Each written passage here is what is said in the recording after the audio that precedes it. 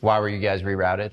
It was the only ship, but that was the orders we were given. I don't know specifically why. There was speculation, and then when we actually got briefed in the ward room, that there was some Obama's family members that were there, so they had some SEAL team that was going to be there to retrieve those people if need be. That's interesting. Because Obama lived there from age 6 to 10, I believe so. with his mom or something. Yeah.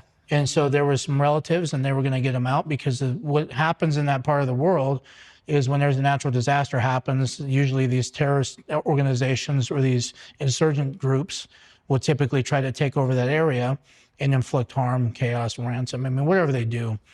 And so they were afraid of that. So that's why they sent a reactionary force to basically go cordon the area off and then go deal with that, which we didn't do too much of that.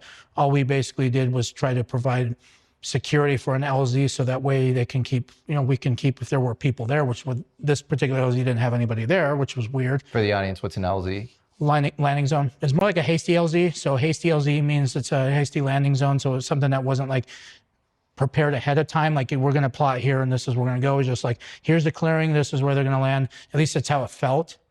Pilots could probably attest to something different, I don't know. And then basically that's when we disembarked the helicopter. And for us, it's like, okay, you're going to have the tactical advantage, take the high ground. So that's what we decided to do.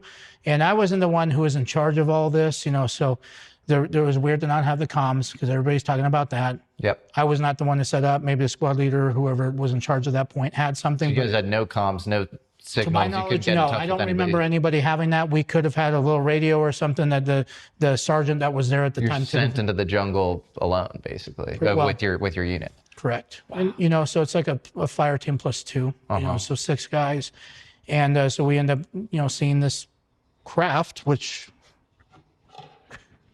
That's amazing.